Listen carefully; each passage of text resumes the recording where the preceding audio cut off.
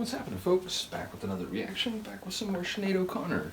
Once again, I'd like to give a big shout out to all the folks involved in sharing Sinéad's music with me, which includes not only Adrian, who shared a number of albums, but didn't have a rippable version of The Lion and the Cobra, so Philip stepped in and made that available.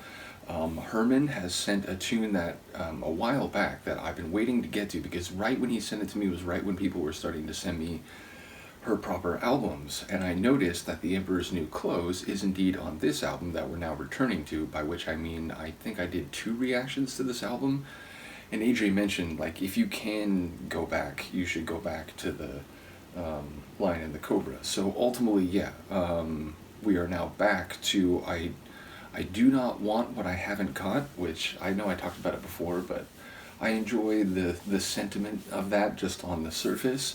And indeed, the next tune after the one we're going to hear now, 3 Babies, intrigued by the title, is The Emperor's New Clothes. So big shout out to Herman, you're a big friend of the channel, I really do appreciate you and your patience waiting for this tune among a handful of others.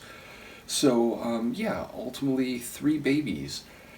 I won't lie, as someone who grew up in the 80s and 90s, it makes me think of the 3 Men and a Baby movie series, which I think there were like multiple.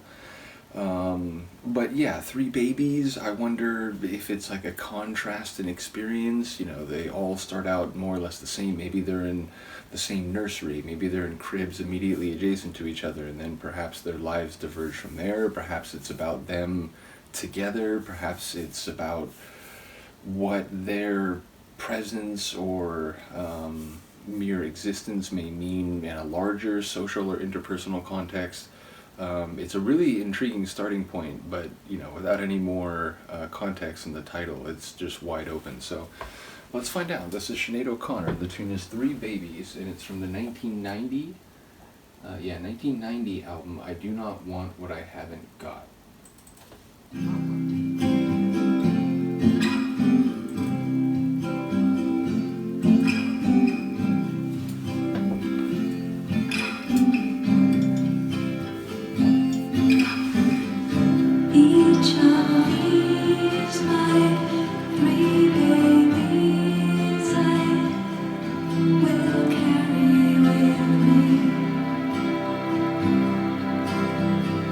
For myself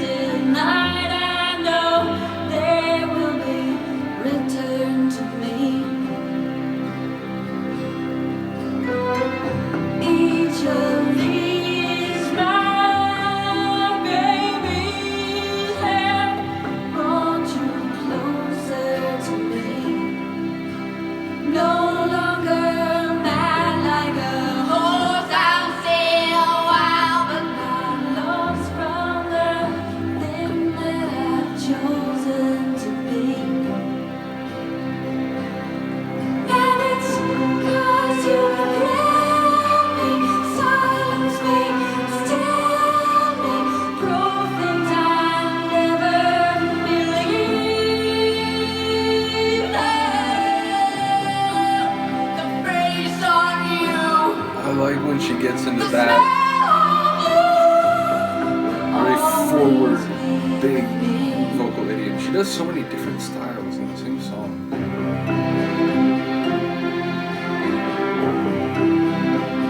And for the first couple minutes, it was a very soft and sort of elegant delivery, and then she's turned it up a couple moments.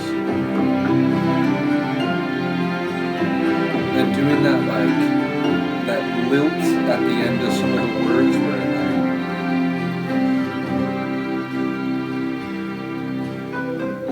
each of these my 3 babies I will carry with me. For myself, I ask no one else will be mother to these 3.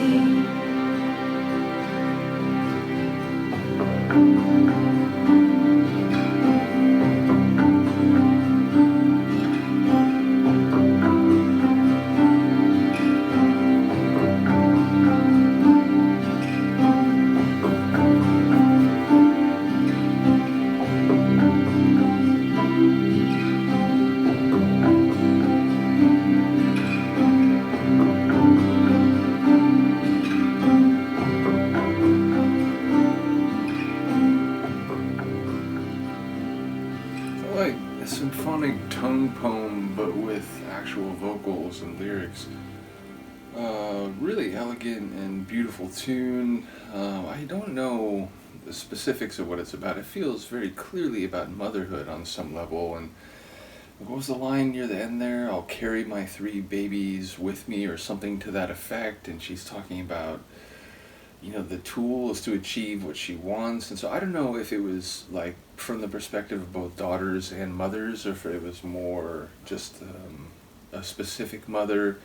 But yeah, clearly there's a generational element to it. There's also a sort of, what's the right word? Like mothering, but like a caregiving aspect to it, a nurturing perhaps sentiment. So yeah, again, specifics elude me, but I heard enough tidbits here and there to get a general sense, and just to, you know, be really, it felt like a very personal and powerful tune, like very emotionally felt.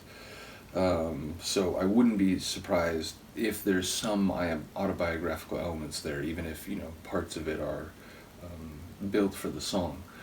But again, her vocal delivery, I've mentioned it before, she's one of those singers that I've described in some different deep dives as like vocal chameleons, where they can just do a lot of different things, and sometimes doing 3 or 4 different types of vocal deliveries in the same track. I don't think this was the biggest or the craziest or the most multifaceted I've heard from her, but it started in that kind of low, again, elegant and very emotional sounding delivery, and again, some moments where I don't know if it's like technically keening, but that, like, you know, the sort of Irish, like, there's like a way they kind of like lilt some of the words, and it felt like, or even just melodies, but it felt like she was doing that at some moments. But then when she really sort of like pulls the restrictor plate off and like just like suddenly burns very hot and louder, and it's almost like she goes into this like, because this will have like a negative connotation in most usages, but I don't mean that here, but like combative. It almost sounds like she suddenly becomes like defiant, or like, you know, she's done listening and she wants to assert, is what it feels like. So I really love when she gets into that particular vocal delivery, which again, it was limited here, only a couple moments, but in those moments it's like, holy smokes. And I think you'll remember, or at least like as I recall, I felt like it really kind of surprised and arrested me. But when she went super high after that opening part, where she was more, again, restrained and very soft and sort of tender, that was a like really special vocal moment too, if I can retain my ability to speak. So yeah, looking forward to reconnecting now with this album, which I got a little bit of a taste of, but I'm glad, so glad that I went back and did the line in the Cobra. And again, shout out to all the people, like Amber has sent me Sinead O'Connor. Like, there's so many people who, like, sort of, once I was saying, hey, you know, I'd like to do this, and a number of people instantly stepped in. So now, you know, at that point I figured I'll just go through everything, you know, the way I've done a number of deep dives. But I appreciate you all, and I'm happy to, you know, resume this deep dive. So yeah, ultimately, another powerhouse vocal performance, even if not the most, you know, earth-shaking from her that I've heard. But yeah, really cool tune. Let me know what you think of this one. I will see you next time. Peace.